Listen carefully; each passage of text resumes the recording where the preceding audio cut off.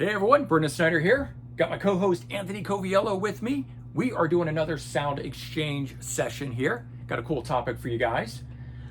So, question kind of comes up all the time for me. It hits me in waves at different time. Do you ever get burnt out on music? Being such big collectors and having such large music collections, sometimes I go through the thing and I can't find anything to listen to. My mind is just not in that place. So that's sort of what I'm thinking with here today, dealing with exhaustion from it sometimes. Whether we, Pearl Jam puts out an album and there's, 10 variants of it, or not Pearl Jam, Red Hot Pearl Chili. Jam did it. Oh, did they do it too? Because I know Red Hot Chili Peppers was one you were talking about. I'm missing two previous. out of 17, but there's more than 17 because there's a third blue that popped up. There's different pressing plants for the standard black and then the black deluxe. Right. So if you're going to go all in, you don't need 17. You need 22. So does that exhaust you sometimes, tire you out from that idea that you've got to get the 17th or the 22nd? I'm not sure because I didn't need all of them at first, and now I do. Right. So I get them my convenience, but luckily the prices come down to where like $20 a piece, and I can buy them here and there. But it sucks. Yeah. So I went to Princeton Record Exchange yesterday. Yes, I shop at other places, and Anthony doesn't care. We are record collectors. And I love Princeton. People all the time when they see me post another video. How dare you? Yeah, they say, better not let Anthony see that. Like, I've been to some of these places with him. That's what I'm saying. We've made videos in other places. Our first Together. video was Princeton. That's what I said. So anyways, I was at Princeton Record Exchange, bought 15 CDs. One of them was a Hawkwind CD, 25 years on. I thought it was a greatest hits compilation. I bought it. Get home, I'm really enjoying it. I'm loving it. And then I take out the disc and I look at it and it says volume 3. And I'm like, fuck. Now you need 1 and 2. And it turns out there's a 4. And they're not sold separately. It was a box set. Oh, so now you got robbed. I got robbed. We don't have that here? No, I have to hunt, but I don't think you do. There's a Hawkwind box set down I'm going to check. If I'm lucky, you'll have it. Online, get this though. That volume 3 on eBay, $229 for that album right now. So I have no idea. So I feel like, okay, I got a deal because I got it for $5.99. But at the same time, I'm pissed off. I got to have the other 3. And so that, I don't know, gives me anxiety sometimes. I understand. I immediately, I was enjoying it so much. And immediately when I found that out, I was so pissed. I saw one of the new Pearl Jam colors come up. Yeah. Somebody has it. Mm-hmm. The Rough Trade. Oh, okay, right. They have the New York exclusive. Yeah. And I'm like, I'm going to buy it. Okay. $40, Right. 54. That's where I start to get tired. Yeah. Because now Rough Trade is charging a premium on the record. Yeah. Just they because paid if you want to do the price that the record store day one was at, which was only $45. Yeah. Everybody charging more than that was full of shit. I know, and some people are. So now Rough Trade's put an extra $10 on it, which, granted, it's America, you can do that shit, but man, come on. So I didn't buy it because now that's where I start to get spent. Let's see who's on the phone. Sound Exchange. So the Pearl Jam thing with it really stinks. So that's where it makes it easy to get tired because I'd buy all 12. Right. Just because I can, because I want to. Yeah. And, what's up, man? How you doing? Good, how are you? And but then you see these prices and you're like, no. Do you get a bit of cynicism from all that then? The high prices on these things, when they're limited edition, when they're collectible, and it's like you want to get the only get the cynicism. I get angry when I see people charging a premium, when I see people marking it up more than it should. The markup for sure, but I mean, even just a lot of times the price of that for you to bring it in is higher. It's like the limited edition. The record store day Pearl Jams cost us like $37. Right. We were selling them for $45. Yeah. That's $7. Is that 20%? Yeah. I know. So I can't. How do you keep your doors open? I get it. So right. But at the same time, on record store day, you're going to sell a lot more, so you make more money. But after the fact, to raise that an extra $10. Yeah. I read an Arizona iced tea thing. It's still 99 cents. Right. There's a few things that are, but then what's in it? It's keeping it 99 cents. They said we're not raising it. I'm just thinking of their business model. Yeah. I'm here for me. I'm here for you. I'm here for a long time, not a good time. Right. Absolutely. Right. You're in this for the long haul, but that's also because you're a real music fan too. Yeah. You know, you're a music fan first before being a business. Yes. So you know, I get burnt out when that kind of stuff people happens try too. to when people try to take advantage of and really reach into the pocket and rob other people. So Yeah. it pisses me off. Yeah, I totally get that. Now, if Rough Trade at any point in time wants to reach out and show me what they actually paid for it, I would gladly come back on the video and say, I apologize. They did pay more and they're not charging a premium. But yeah. Well, let's see what happens. Yeah.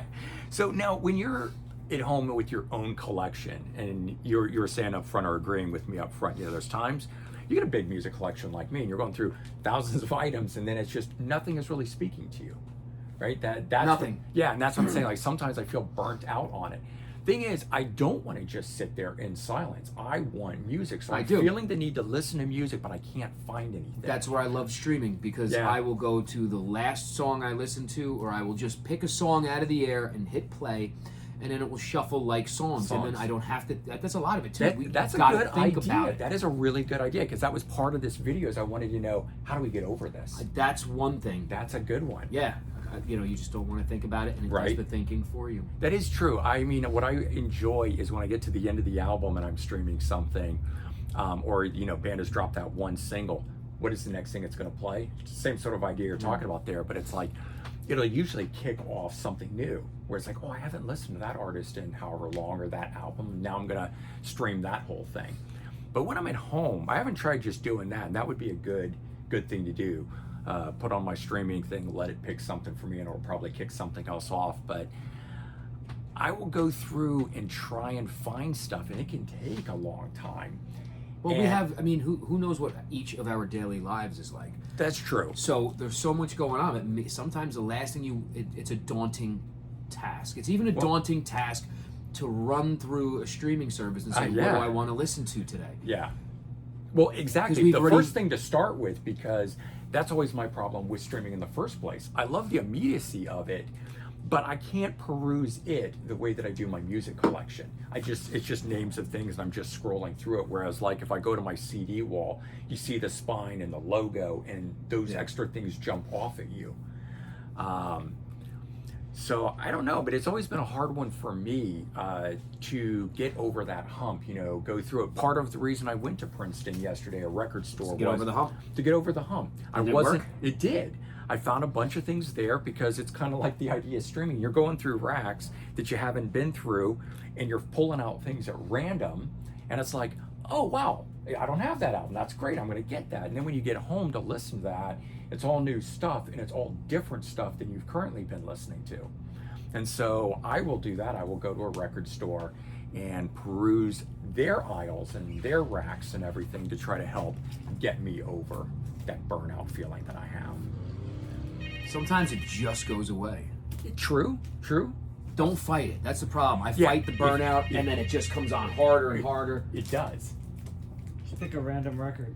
Sound exchange, yes. It's harder to do than you think. That's perfect. So that phone call is another reason for burnout, right? So I'm on this list for listening parties and all kinds of other things. I never get the call. What's up, Bob? I never get the call for the listening parties. So this guy calls for the signed Billie Eilish poster.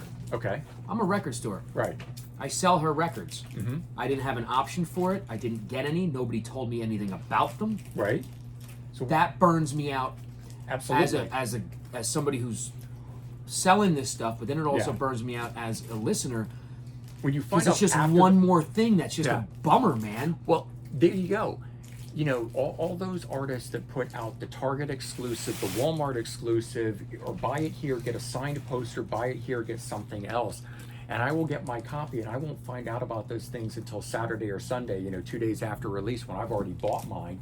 And then I'm pissed off because, like, yeah, I'm glad I got the album, but I would like to get the bonus thing or the extra thing. And usually by that point, especially for somebody like Billie Eilish, that's going to be sold out and gone. There's no way to go. Yeah, and then all right. So I guess now my brain's going completely different because now if we divide this right down the middle of where my burnout is a whole new level. I spend hundreds of thousands a year with two main distributors. Yep.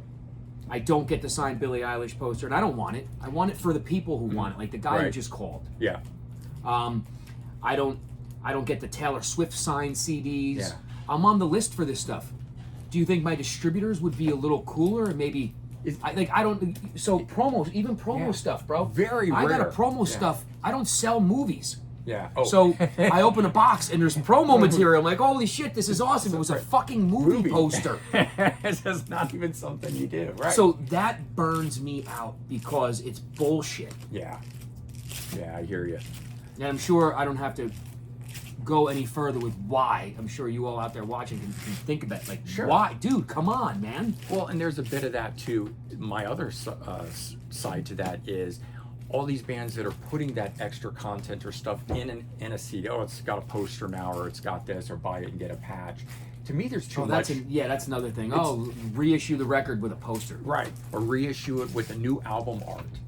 There's just so much of that these days. Too many variations and variants and limited. And it's like a box set that comes out. You have a super deluxe edition, you have the regular deluxe edition, then you have the 2 CD edition and the single disc edition. Look what they just did with Van Halen. Did you see that? From Yeah. Lawful Carnal Knowledge. You can buy the deluxe, which right now is only available through them, or you can get it through Rhino with 4 7-inches with the bonus material, because they didn't put the bonus material onto the LP. They only Correct. put it onto the CD. Yeah. So if you want it on vinyl, you got to buy the 7-inch. And it's not on the set. CDs. No, it is. No, those 4 bonus tracks are not on the CDs. I checked the list of it. So it's like, why? So where the fuck are they? Yeah, they're on that 7-inch. It's an exclusive thing to this on the 7-inch. Either, I get you. You got to do what you got to do. I know. It's exhausting. But and they left off of they're like for the song right now, there's an orchestral version, there's a guitar version, there's the standard version, there's maybe even more of those. And on that box set, between the bonus one that they give you, the one that's on the album, they only cover 2, not all 3 of them. And it's like, so I know there's more because of the original singles and the B-sides to them. And so it's like, why are you not putting that on? I'm sure there's demos for the album, not doing that. We get a live show, and it's a live show that we already have from the Live Right Here, Right Now album. That tour, meaning. So it's sort of like, I'm going to buy a 2 LP, 2 CD, 1 Blu-ray box set for however much it is just to get that live show? yes. That bums me out. And I don't like the new remasters, or as I like to call them, remixes. Which still pisses people off. They get so mad at me for that. Because it's more than a remaster. It's more than a It's more remaster. than a remaster. It definitely is. I won't. Maybe that's it. I'll have to stop calling it a remix and could just call it more than a remaster. It is definitely more than a remaster. Exactly. So, being a music fan can be hard. I like to pick something at random. Yeah, He's you right. like that? And I've Yeah. done that. You close your eyes and you just wake up and pick. For whatever reason, for me, it doesn't work. Okay. But I will go back I'll go to, I file stuff away as I buy used stuff. It goes into boxes first before it gets out onto the shelves. And I always collect together all the new releases by year, and they stay in a box for a little while. So I'll go to my closet where I have these and open up one of those boxes and peruse it. It's not the stuff that's out on the shelves and everywhere that I see all the time. And I go, oh, I forgot that I got that. Or, oh, I didn't listen to that a whole bunch at the time. And I'll try to pull things out that I haven't listened to very much and give those a new listen while my mind is kind of blank on anything else. And sometimes it works great, man. Sometimes I pull albums out that came out last year that didn't click with me at that time, and then they click. And that might be the only positive thing out of the burnout That's aspect. positive. Yeah. And so I'll get that out of it. But, it's sometimes too much with all the stuff coming out and what we've got, and then trying to get over that. But It's like the news. Don't turn it on. I know, but we can ignore the news. I can't ignore what's I can't ignore music news. I ignore music news. Yeah. I don't care. Well, not really, because you know what's coming out. That is music news. I guess All right. So I don't get into that's the new release to me. That's Yeah, different than music okay. news. Yeah, I don't- have to look at that. I don't follow the drama that's in music news. Forget that. If somebody's mad at somebody else, I I don't don't want to even see the Drake and whoever else fight. I don't No. know, it's Yeah, fucking or whatever corny. it is that Ted Nugent is mad about today. Yeah, I don't pay it's like attention to I that just shit. don't pay attention to it. But if somebody's dropping new music, that kind of thing, and I'll say that too. That has been a way for me to get over the hump. Sometimes I go read some music news, and I go, oh, somebody's dropping a brand new album, and then that gets me excited to go back and listen to some of their older stuff to sort of gear up for. That's what's happening right now for me and Deep Purple, because they just dropped a brand new song, Portable Door. Haven't listened to it. I know you're not a Deep Purple fan, right? You're not really into that. We've had this Yeah. we can go back to one of the first videos and talk about this. Well, we've made like 30 That's of a them. problem. Yeah. Remember. I am a very large Deep Purple fan. You are? Yes. Fantastic. Wow. You shock me all the time. Yeah. Blew my mind. One of our conversations we talked, and you said, well, if I had to pick a Deep Purple record, which one am I going to pick? And I said, I'm going to stay with Shades of Deep Purple.